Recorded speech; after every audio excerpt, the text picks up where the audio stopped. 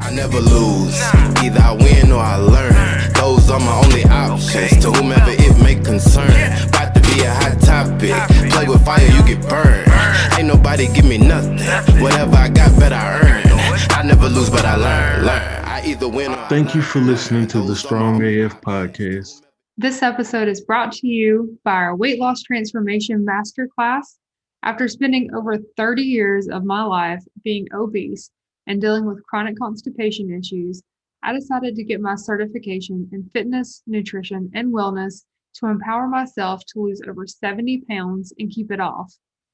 Watching my brother and dad have a heart attack within weeks of each other, I knew I had to make a change, but I wasn't sure what to do. After researching and studying to get my certification in fitness, nutrition, and weight loss management, I was able to use this knowledge I gained to lose over 80 pounds and keep it off. Now we're passionate about helping others to avoid the same mistakes that we made and changing the world through holistic health and wellness. So our approach is focused on mindset because overall health, including our mental health, means everything to us. Imagine waking up with more energy than you imagined possible, no longer worrying about digestive issues and bloating. We're here to show you how to ditch the fad diets and make small changes in your lifestyle, which will make a massive impact on your quality of life. These are changes that you will be able to pass on for generations to come. Go to veganstrongandfit.com/masterclass today to sign up for your free masterclass and get started on a happier, healthier journey. Hey, welcome back to another episode of the Strong AF podcast.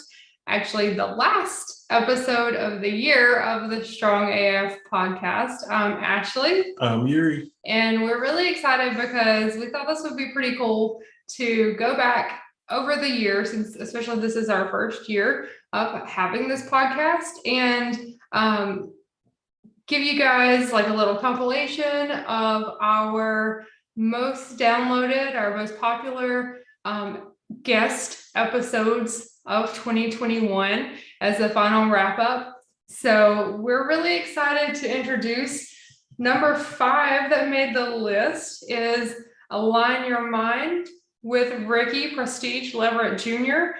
And he is on season 3, episode 3. So be sure to go back and listen to him, guys.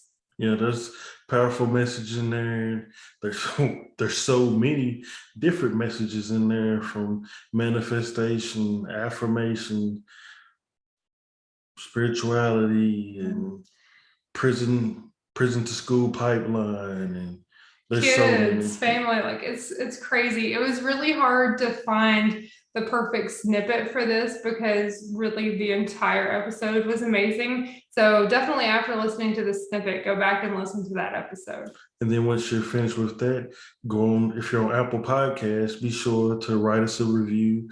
Let us know what you think about the episode. All right, and without further ado, here's Ricky. Yeah. But yeah, this is a good time we're in to be able to do those things and be able to express yourself and get to the masses. And then white, black, red, whatever it may be, it's good for you to stick your foot out there. And I commend you for doing that. And I also commend you, brother, for even learning that, because a lot of times people that do have maybe a white wife or anything, they're out of sync with their culture, because they feel like they're not going to feel me because of this. But you guys are taking a big step. And I know I'm doing a lot of talking, but back to what you were saying with the pictures on the wall. That was powerful, because that goes back into the book. We can go back now to programming. And what you see is what you're going to get out of yourself. And if they never seen that, or if they wait too long to see it, they'll be behind. And if they're coming out of the woodworks like that, can't nobody tell them nothing. When they get about 25, ain't nobody tell them. They're getting it directly from the source. They got it from their mom. They got it from their dad. they know hate, they know love, and they're not going to be able to be told anything because they're programmed. We weren't like that. We're doing reprogramming and have to go backwards where we It's should so be. hard. Yeah, So we should be hard. way further. We all should be way further, but it was something there. It was a hidden hand. Like I tell my son, it's a hand. And we didn't even know it existed. We just thought this is what it was. And now that we know it's existing, it's like, let me fight back. And the way to fight back is learning and reprogramming yourself and not accepting the matrix that they tried to give us. Because it's all a matrix, even when we go to this next level. But now you realize you got power in this matrix. Yeah. Now that you mentioned the next level, I want to dive into 5D. Okay. Can you explain to people, to our listeners, what that may be, what 5D is? Yeah, for sure. So basically they say that the planet is shifting. The planet is vibrating at a higher rate. You know, science can prove this when you go into like the Schumann resonance field and you see how the planet vibrates and that sound and different things like that is speeding up. You'll see this with the weather changes. You see this with the earthquakes. You know, an earthquake is just the land moving. So things are happening at a fast pace. And what the ancients believed, because you go back and you'll see that this was prophesied these very times, even the slavery aspect of it, even the aspect of us going to sleep and to the point of waking up was part of the prophecy. That's why the pyramids are still there. That's why it's still written on the wall. That's why that text is there. They call it the precision of the equinox. When we get to certain points that the planet is at, it affects human consciousness. Now, where we're at now, they say, you know, a lot of people say 2012, and you keep hearing these things. You don't even have to know these dates. You can look outside and see it. Like, it's really happening. We went through a whole shutdown, the world changing, the economic system's changing, the way we communicate is changing, the way our mindsets are is changing, the way schooling's done is changing. It's at the beginning stages, but it's a rapid change. And that's what they say is like 5D consciousness, because they say that it's not an actual, at one point people thought we were going to like just shift to another place or something. Like kind of like how Jesus is just supposed to come out the sky and save us. We kind of had that mindset, but we're not going anywhere. We're not going to, we got a lot to do. This planet might be another thousands of years. We won't even see what's really, we're like a speck in time, but we play a big role on what's next, because we all are manifesting collectively. And that's where you go into 5D. And that's where it goes into, like I said, like the dominant thought process is people like us that's learning now, that's trying to wake up. Let me take that back, because when I go outside, it's some pretty ignorant people still. But for the most part, on the internet and the way people are talking about, they never talked about it before. So when you go into 5D, the ways to, just because I made a video about the signs that you may be experiencing like 5D consciousness. And it's things like what we've been talking about. You have a thirst for knowledge now. You want to know now. Like you're going way harder on getting the knowledge about yourself and history and people. You may have, like we were talking about earlier, we pretty much covered it all. Like we were saying early, manifest faster. Things are coming to you quicker. You may have more spiritual experiences. You may realize that you actually have spiritual gifts, and it's a natural thing that may have been shut down away from you because you didn't even know it was even a gift or existed, and you might have a thirst for different type of food, like you guys talk about. You start looking at you disconnect from some of the things that you used to be into, get more boundaries set. You don't just take people for, you just don't just take anything anymore. You might feel stronger and confident in yourself. These are all parts of your consciousness shifting to another level. And it's just at the beginning point. Probably thousands of years from now, we might be floating for all we know. But right now, we'll settle with telepathy. We'll settle with, I'm getting insights. I'm closer to my intuition. We'll settle for that because we only use a small portion of our brains, and that could be shut down on purpose. And now we're tapping into that. because we know it exists, and because it's not a fairy tale any longer, because you see people doing it, such as myself, such as y'all. So it's a beautiful time, and that's what 5D, when they say that, they're meaning a state of mind or a state of consciousness, not an actual place that we're going to go to. And some people are going to be on the old timeline, and it's going to still exist. And just to kind of break that down with the old timeline, it goes back to the people that are complacent or comfortable. They might complain, but they're not doing anything to change it. And right now it's wide open. So it's like the way I broke it down with because they call this the Aquarian age. And before that, it was the Pisces age, where it was ruled by fear. It was ruled by force. It was ruled by lies. It was ruled by manipulation.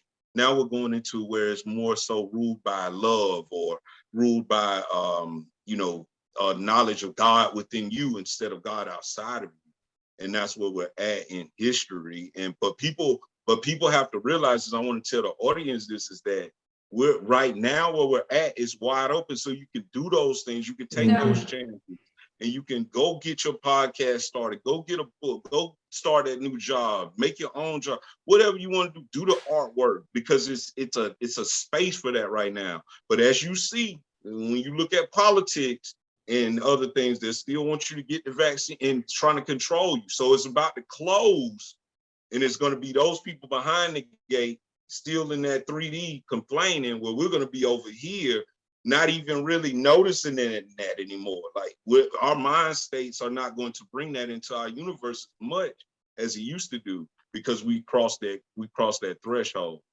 And that's what I think we're at, though. A lot of people are going to get there. Like, I think it's going to be like a 5-year time where we got this time to like do what we need to do, get ourselves right. And then it's going to be like, which side of the gate you're on. And some people are going to get stuck on the other side because of ignorance. Yeah, like you said, the Matrix. The red or blue pill, which pill are you going to take?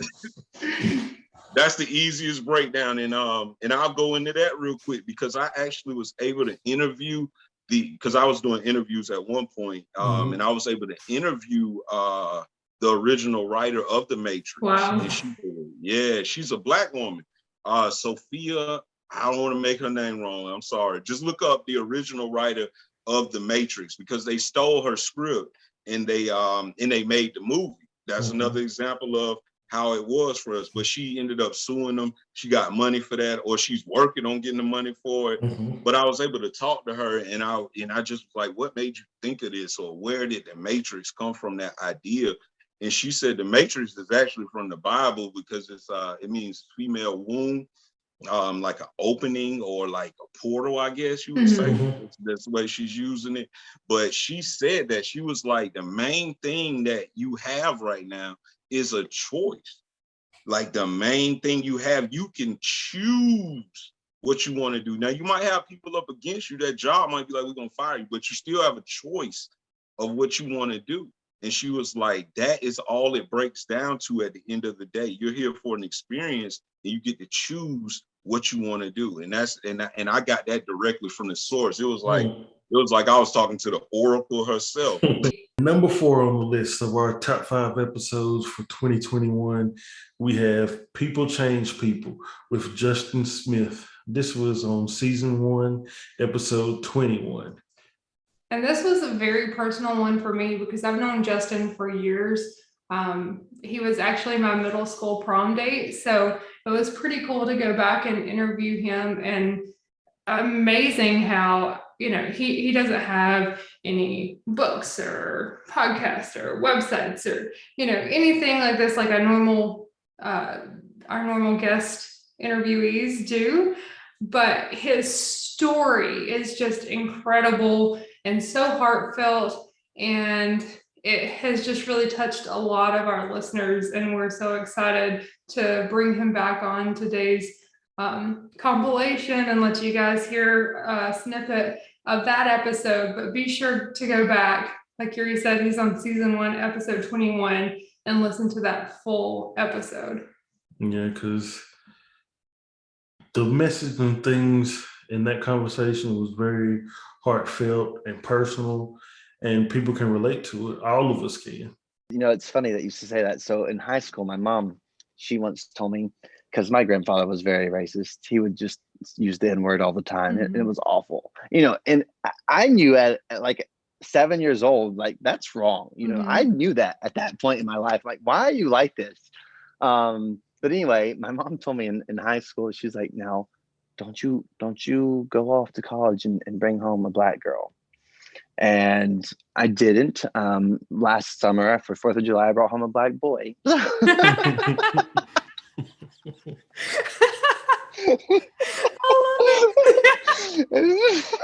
And he met my whole family. That's the first time I've had a boyfriend come and meet my family. Wow. Because it was at my cousin's house, and she had already met him and she loved him. My brother is friends with him. My other cousin they've met him. And so I was like, listen, I need to do this. And I told my family before, I was like, if you don't want this to happen, that's fine. It won't happen. But, at some point in my life, I'm going to have a significant other who I want to be part of my greater life.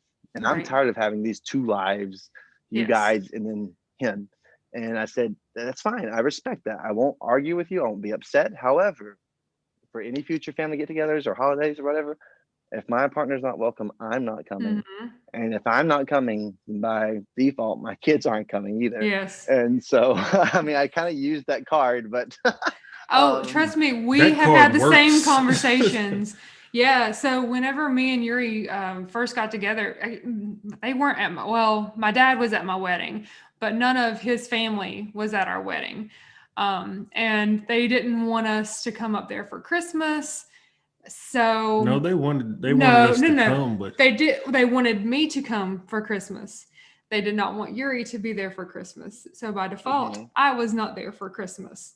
Good for you. Until we had YJ. And then it was, now we'll accept you because we wanted to see the kids. Yeah. So, and that's another point. So let me tell you about the reconciliation process with my family, and then I'll get to that point. Yeah. So I went in 2019, about 8 months without talking to him, right? Well, the same cousin was hosting a Christmas Eve dinner party in 2019. And at that time, I was also the choir director of St. Paul's Episcopal Church in Wilkesboro. And so we had like a midnight mass that we had to do. I had like 3 services that night. But my family, some of my family, my cousins in particular, was like, please come. We would love to see you. We miss you so much. And I was like, you know what? I'll just go. I'll show up.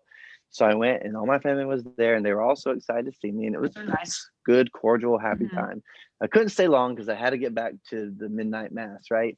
Well, I get there, we warm up the choir and stuff or whatever, and we start and we're performing, and about halfway through, I'm looking out into the audience, and guess who's sitting in the audience? My mom and dad. Oh.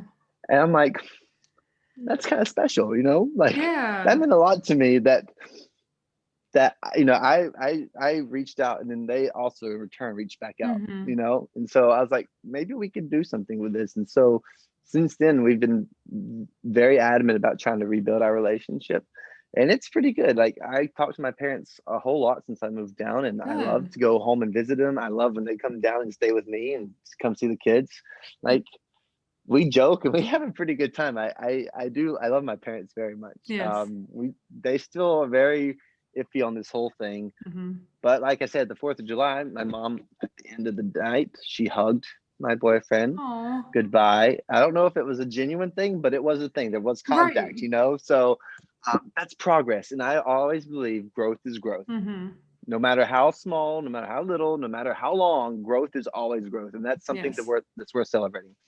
But going back to like using kids as leverage, sometimes I wonder, though, if I didn't have the kids, how much progress will we have made? I don't want to dwell too much on that thought, like, because that kind of makes me sad, kind of scares me. Like, how much intrinsically am I worth to my parents? How much is that relationship worth to them if it weren't for my kids? I think about that too. There's that balance, and it's hard, isn't it? It is. It kind of breaks your heart. Yeah. Yeah, I think about that a lot because actually my dad and we had a very strained relationship my entire childhood, really. And so we didn't really spend a lot of time together. Once I got into, once I was in high school, I barely saw him. So it was, after the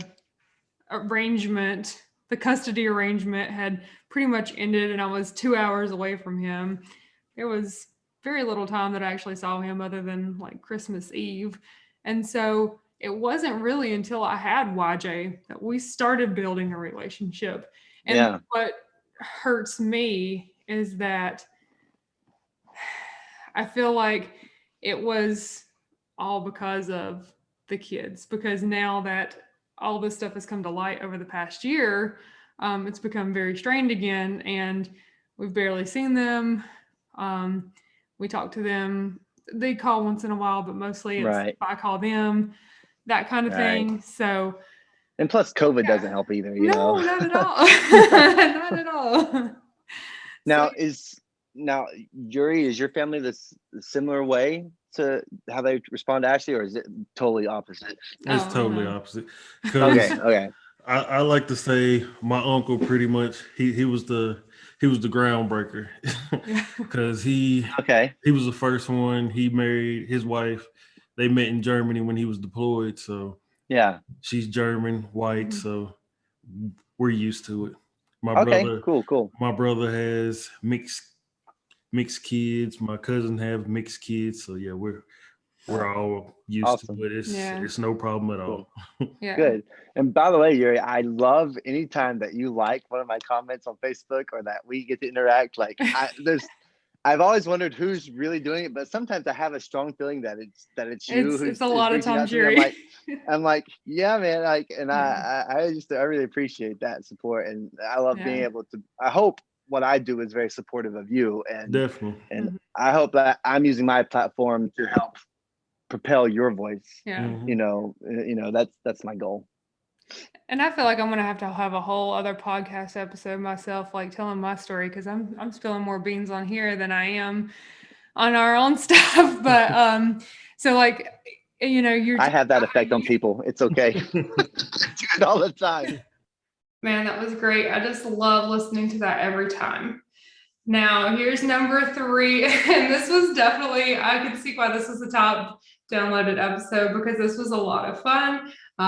There was a lot of poop talk here, but this is Clean Living with Nika Lowry. And this was on season 1, episode 16. So after this snippet, be sure to go back and listen to that episode as well. Yeah, because this one came about because we were guests on her podcast, and then we enjoyed the conversation so much, we asked if she would come on ours. So we kind of had some back and forth and everything, and just how we landed on talking about poop. I don't know, but it is a big topic of my entire life, especially with 3 boys. So yeah, it is what it is. So you're about to hear about poop. Well, it's been kind of a journey, and it's still a journey, but it's been extremely transformative. I feel so much more passionate about life now. I had this pretty corporate job. I was the head of development for the nonprofit for the state of New Mexico. So I was working like crazy. I was traveling all over the place in the state, and then also to different things around the country. And, I started to really assess how I was spending my time and again, what my priorities were. And so once I really made that shift to focus on my priorities and focus on my family and my health and wellness, I really started to see changes, not only physically in my body, but also in my mental health and how I felt about the world every day when I was getting up, like whether I was excited and passionate about getting up and doing my job, or if I was, dreading and getting up and getting dressed and going to work and those kind of things. And so it really made a huge shift in just my energy and excitement for life in general. So I think that was the biggest thing. And then also just changing the way I ate really changed how I felt throughout the day. So my energy levels, my focus, it really helped my just my body, kind of the digestive system and how I kind of processed everything, and my skin cleared up, all kinds of things happened. So it's really been an amazing process, and it's extremely transformative. So I've been excited about it and excited to continue on the journey. Yes, it's amazing just how small shifts even can make such a huge impact. And I feel you on the digestion. And I know that we talked previously on your podcast about this. And, digestion is a huge thing. And yes, I've had the constipation issues, but what comes out of that too, it's not just the constipation, because your gut health affects so much more in your body. It affects your immune system, and everything. So it's like once you clear that up, then your whole health just changes. Yeah, and you feel better. Like I know it sounds kind of silly, but you feel lighter. You feel less like dense and stuff, and when everything's flowing. And I know it's kind of a taboo thing. Nobody wants to talk about poop, but it's a really important thing to talk about. And once you figure out like, oh wait, this isn't normal. Like I shouldn't be this way all the time. And you feel what it feels like to not be that way. You're like, oh my God, why didn't I do this 20 years ago? Yeah. And it is taboo to talk about poop. And I feel like people really hate that. They hate the word. They hate that bodily function. They get embarrassed over that. And I hate that because having been through the situation where I was severely constipated, I mean, when they took an x-ray, I was literally compacted up to my chest. Oh my goodness. So having been in that situation, and I mean, I remember as a kid, I would be embarrassed to have to go to the bathroom somewhere. And so you know what you do? You hold it. And that causes so many more issues. And the fact that we don't normalize this and we make it such a disgusting thing, like nobody does this, you're the only person who has to poop. Because of that, I think it causes so many other issues, and it starts in childhood. Yeah. And it's so funny to me because when I think about that stuff, I'm like, nobody feels taboo about talking about having to pee. Like, exactly. We'll go pee in the bathroom and like talk to our girlfriends through the door or something. But poop, on the other hand, like no way. And so it's funny that it's become such this thing. And I love that you mentioned as little kids, like we learn to hold it in, and that's like instilled in us. And so even as we grow as adults, I think that's still like, when is it appropriate to go and when is it not, and who's around us, and there's all these things, these social things that go around along with it, when in reality the best thing we can do is just push it out of our body. So exactly. I got a funny story about that since y'all brought up poop. A guy I know, a buddy of mine, we talk about just about anything. I don't remember how it was brought up, but somehow we brought up poop and everything. And he was telling me that his wife, she may go, maybe a week or two without pooping. And I remember after hearing that, I was like, oh my goodness, that's just awful. Cause I don't know, cause like when you used to have your issues and everything, she would get upset because I'd be going 3 or 4 times a day, and she maybe I would go daily, and I was like, I'm going daily and I'm still constipated. So I couldn't imagine not going 2 weeks in a row. Yeah. I mean, and just the havoc that wreaks on your body as well. It's heartbreaking. It is. Yeah, because when he told me that, I was like, oh my goodness, what is she eating? And he's like, is it that serious? I said, yes, it's that serious. she shouldn't be going a week or 2 without going. I was like, does she drink water? No, she doesn't really drink water. She drinks soda. I was like, have her drink a lot of water. Yeah, probably severely dehydrated. Yeah, and people don't realize how simple changes can, help that.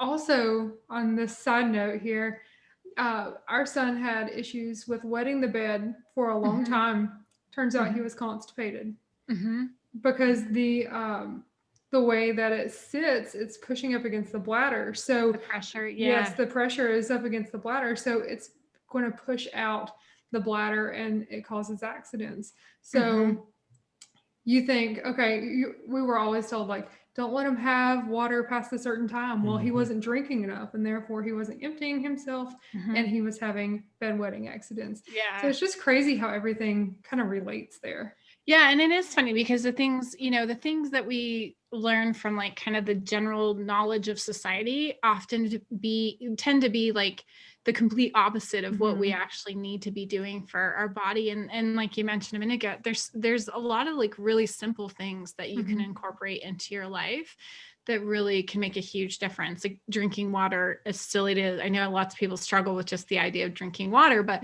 it makes a profound difference in a lot of the issues that we're having. So the brain fog, the headaches, the lethargy, the constipation, all those things, those come from dehydration.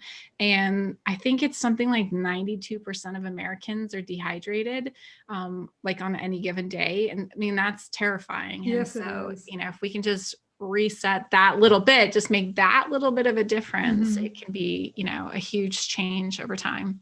Yeah. And speaking of small changes, like what are the small changes that you use with your clients to implement?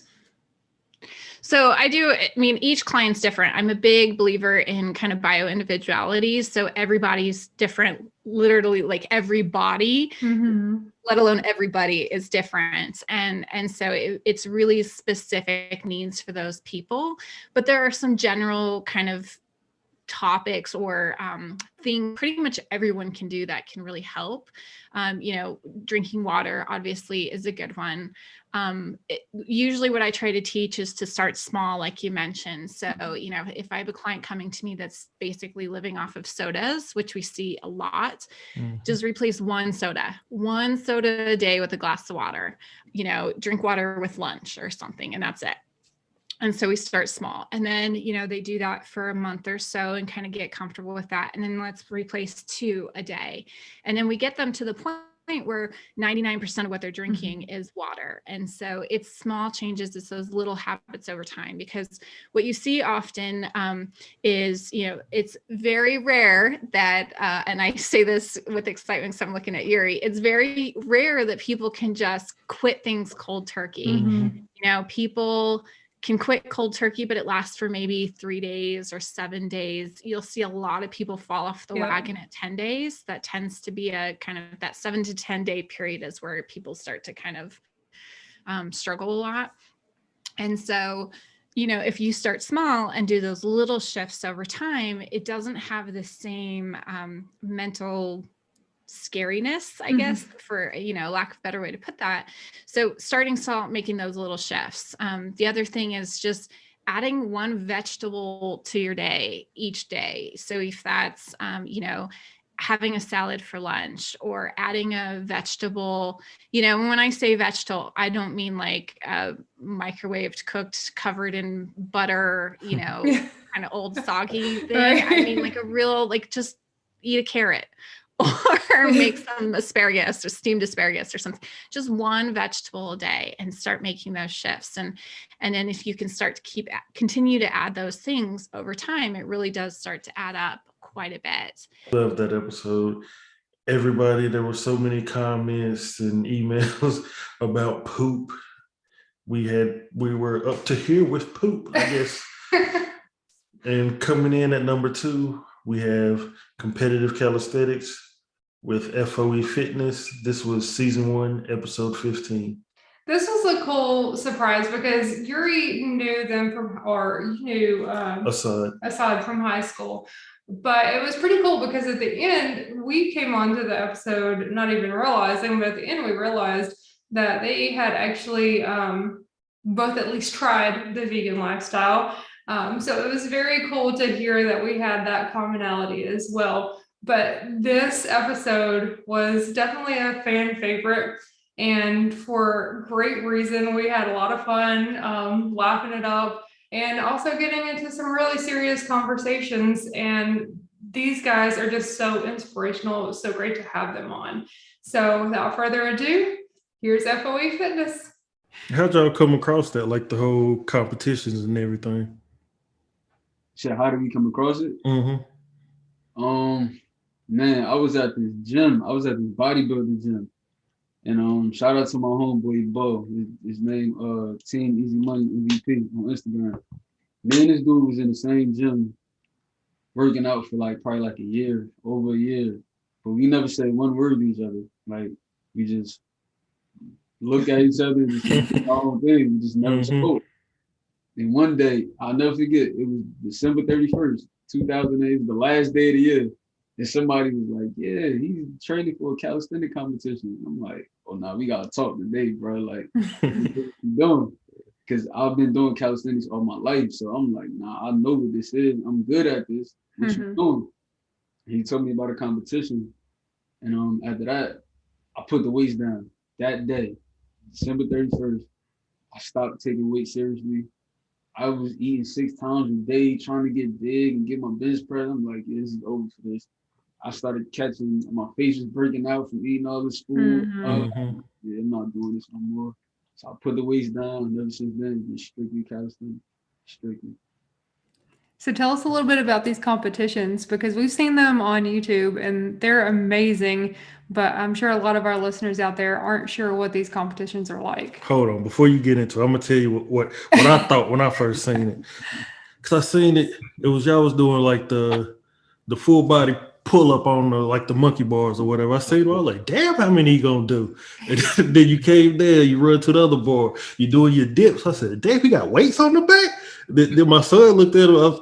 Then he came back, started doing this, and then push-ups and everything. And my son was just looking at it like, oh my goodness, who are they? I'm gonna be honest, the calisthenic world, when it comes to like pull-ups and muscle-ups and stuff like that, that's really like Maul's that's like his domain, like the pull-ups and muscle-ups. Like he's really good at that. So they did like an in-house battle. And the in-house was just like kind of like a friendly competition and stuff. With like the first one. So for me training, I'll be back and forth between Jersey and North Carolina a lot. So I'm used to training like with Maul, and I know he could get me to where I need to be, especially like when we're talking like calisthenics and stuff, and muscle ups. So I had to do a lot of training by myself and trying to prepare. That jump was really hard. I feel like I didn't answer Ashley's question at all. No, you're talking about preparation, so yeah. I'm gonna help you out. Thank you. Tell about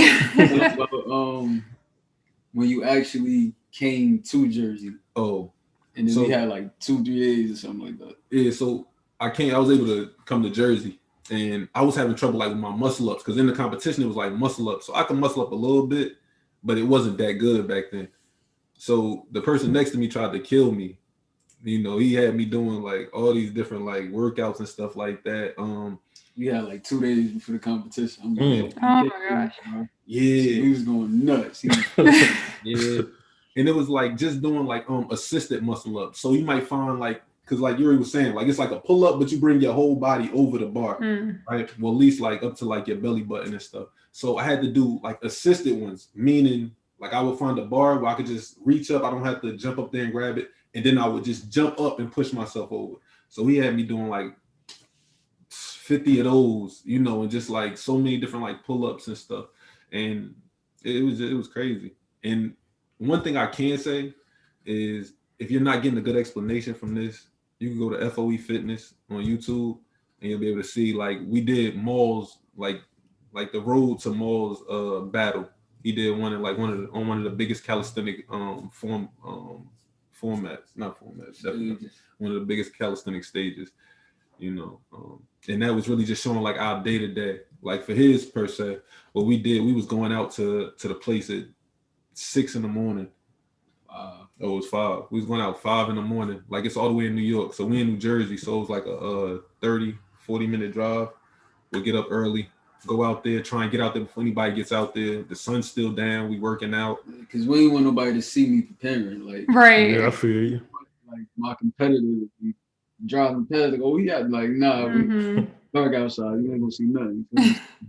We did that a couple times, more than a couple times, but it's hard work though, for real. Like I ain't gonna say it look easy, but I think a lot of people underestimate preparation. Like really want to win something, you have to be obsessed with it.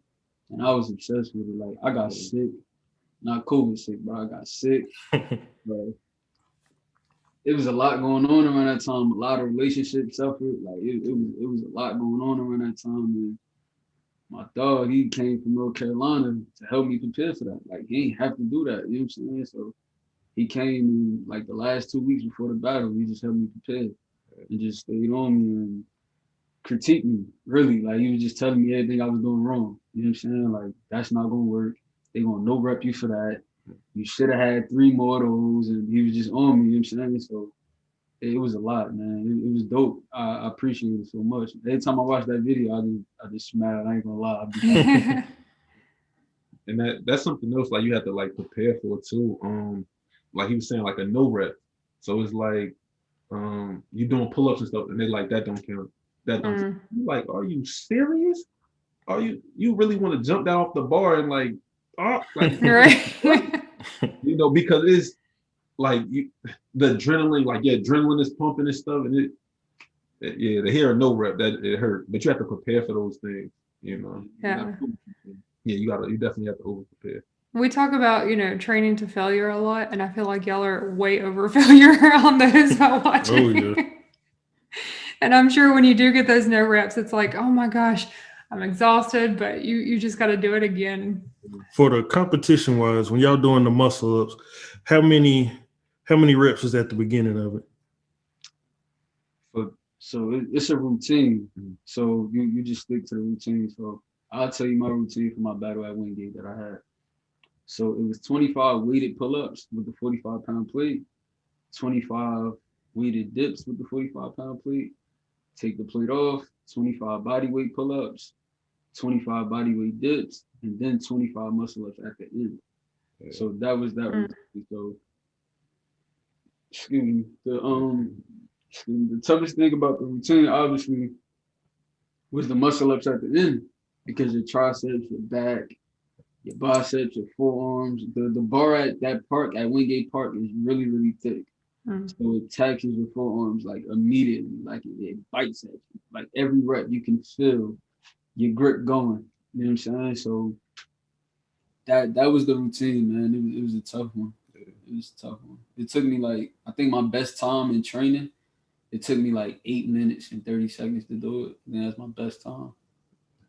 But when you're preparing, you have to do that like 3 times. You got to do that routine like 3 times every other day. I had to do it 3 times every other day. So for like the last 3 weeks up into the battle, I did nothing else but the routine. Yeah, I was on. Mine was 5 muscle ups, 50 push ups. What was it, 25 pull ups? I kind of forgot. But let me tell you what. So, and I made his routine.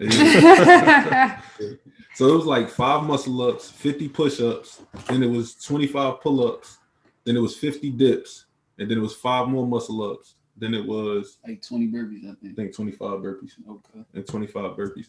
I'm not gonna lie. The first 5 muscle ups, I'm like, okay, that's easy. All right, we got that. So the push ups was easy, the pull ups was kind of hard, and then you get to the dips, and the dip, like my push ups and dips and stuff like that is pretty good. But when I got back to do those last 5 muscle ups, I'm like, yo, and all I can hear is him in my ear, like, you better not quit. And of course you can't, because everybody out there, you know, and it's only us 2 with the brand, you know, so we got to put on every time we go out there, you know. And it don't look right if one of us win and the other one don't. Yeah. So Right. It was mandatory. Like he said to me, like, bro, you gotta die. Yeah, you gotta die on the bar, like, you know what I'm saying? So that's what I was yelling at him the whole time. Like, I would be willing to die, bro, because I'm gonna push your ass. I can definitely say I see y'all, like when y'all filming it, the other person at the end of that bar, I see y'all, I'll be like, they close right there. I'll be like, oh, Maul just pulled off on him. Head now, like, oh, he ain't catching him. He on the dips now, he ain't catching him. And I'm like, damn, they still going? Damn. Guys, I hope you enjoyed that as much as we did, because again, we just love really going back and listening to all of these. And coming in at number 1, hope that drum roll didn't sound too bad on the microphone, but building a vegan business with Blue Teaspoon. This was season 2, episode 6. And we had such a blast talking to Teresa. It was so much fun getting to know more about her and how she started her business and just everything that's going on and her incredible food. Yeah, because just hearing about the the names behind the different meals and stuff like that, where they're named after her family, so you know it's made with love. And then hearing about all the toppings and everything. We shot this one at nighttime.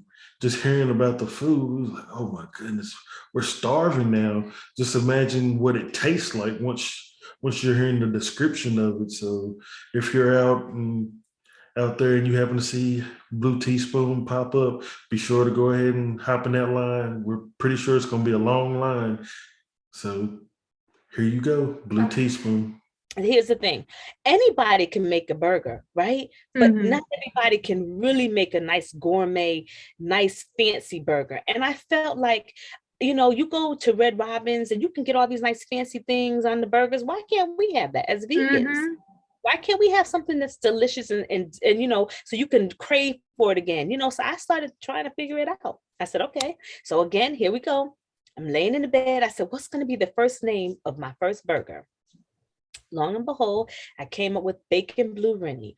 Bacon Blue Rennie. So I have 13 burgers. Bacon Blue Rennie says it's for itself, its name. It has bacon on it, right? So that burger is named after my granddaughter. She's 3 years old. So all my burgers are named after one of my family members. Well, my kids, I have 5 kids, and then my husband and I, my mom. So they're all named after each one of us, and my brothers and sisters. So yeah, that's how they came up. So just to name a few of them, I don't know if you got a chance to look at them, but it's a Bacon Blue Rennie. My husband came up with barbecue slaw tea. That's named after me.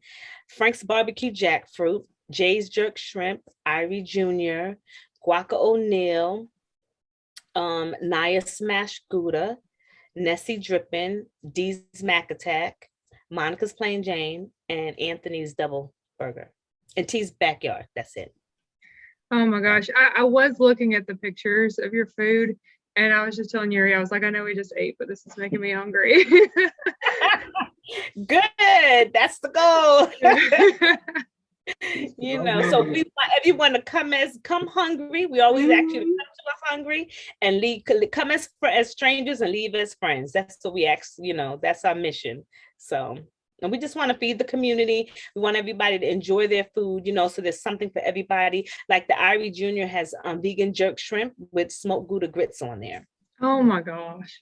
Yeah. And then our Naya smashed Gouda has, if you're a potato salad eater like I am, that has vegan potato salad with a chipotle mayo dressing with the apricot spread on that. Okay, so that's what I need when we go. Burgers. Yeah, that's one of my favorite burgers. Then we have of course, the vegan mac and cheese on the burger. We have guacamole and mango salsa on another one. We have barbecue bourbon jackfruit on another one with tequila lime coleslaw on top. So we have a bunch of different you know, spice it up. Listen, jazzy. Yeah. You know what I'm saying? So that's our mission. And another thing, what we want to do. So the goal is we're planning on having a food truck. And, you know, we left the scene because of COVID, you know, we left the restaurant scene because that's where was hit the hardest. So we're just going to do you know, a food truck. And, you know, before the pandemic, what we would do is we would go to different locations, restaurants, and we would have pop-ups. Yeah. So we can come, we would do an Eventbrite, and we would do burgers and jazz. That was our theme because my husband's a DJ. So we would have him play music, and then we would have, you know, that was the whole theme that we wanted to have. So people can come, and a lot of people would come out because that was a nice, you know, event type of thing to sit down, listen to a little bit of jazz, eat some good food. You know? So, but yeah, so that's what we plan to still do, you know, that's the plan.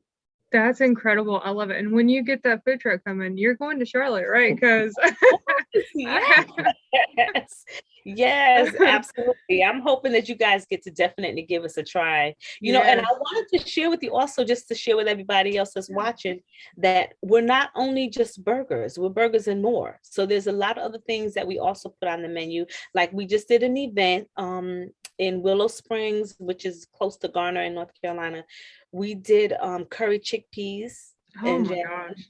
That was delicious as well. You know, so we try to make different things so people can try. We had a vegan BLT. That was good, you know. So I'm just trying to think of some of the things just to give people an idea, you know, that we do try to switch it up a little bit. So you can have, you know, you can always, Yeah, you can always get the burger, but we also like to try different things. And I'm not gonna lie, what we were trying to do, the other thing we were trying to do was put a chicken sandwich on the menu, because a lot of us, I told you, chicken was one of my favorites. Right. But it was a challenge because I reached out to, I'm not gonna say any names, but I reached out to a few other places and I purchased the chicken, but I didn't like it. So here's one thing, if I don't like it, because I'm a very picky, finicky eater, if I do not like it, I'm not putting it on my menu. Right. I'm just not, because I have to eat it. But it has to pass through me. Yeah. So it just didn't work. So now I'm at the point where like, I don't really know. So there you have it. So no, that's amazing. And you know what I love about this? Is I know that we're fitness and nutrition, but we like to eat good, right? I mean, everybody does. Everybody likes those nice, soulful, comforting foods. And one of the biggest things, even our family, they're like, you know, what are you going to eat? You're just eating salad. And I'm like, no, trust me. Like when we post up food, they're like, that's vegan. And like at our Thanksgiving, we had all this nice big spread, and they're like, this is vegan right here. Are you sure? And I'm like, yeah, it is. Like they don't understand, you know, what kind of options you have. And I think that's what's wonderful about what you do, is because you're introducing people to this way of living, this healthier lifestyle through foods that they're comfortable eating. Oh, absolutely. And everything I possibly can, I'm trying to veganize, and I'm still learning. I'm not gonna lie, I'm still learning. Like last year, around I think it was in November, I did a sweet potato pie. I was selling sweet potato pies, vegan pies. And then I made like a soul food platter. So it was vegan cornbread with mac and cheese, broccoli. It was a garlic herb broccoli with sweet potatoes, mac and cheese, with curry chickpeas. And I think I may have had Italian sausages and peppers on one. So they were able to get dinner plates. Yeah. Oh, that sounds so good. That was really good. So I like, again, you know, we switch it up a little bit so people can have things. Oh, and before I forget, I must tell you about we have signature lemonades. So one of our number one sellers is called Blue Basil Lemonade. That sounds amazing. So I won't let you guess what's in there, but it's basically blueberry. Everything is made by me. It's blueberries infused with basil. Oh my gosh. Lemonade. So it's all cold pressed. So, you know, yeah. And then we also have a hibiscus lemonade and a charcoal lemonade. Charcoal lemonade. Yes. That's different. I like that.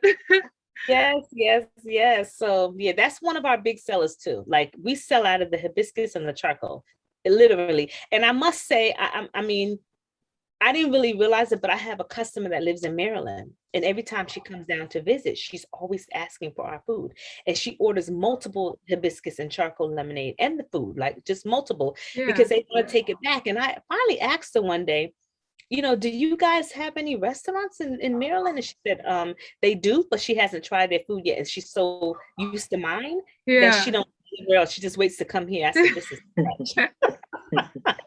Wow, that's incredible. That's it, guys. Blue Tea's been rounded out our top 5. And I'm telling you, we are so grateful for all of you. And we've had an amazing year getting on here, talking to you guys. We just love you so much. We love the feedback that you guys give us. And we just love being able to come on and share and interact with all of our guests. It's absolutely incredible. We learn so much. We hope you guys learn a lot too. And hope you have an amazing New Year's and happy early 2022. Small changes, massive impact.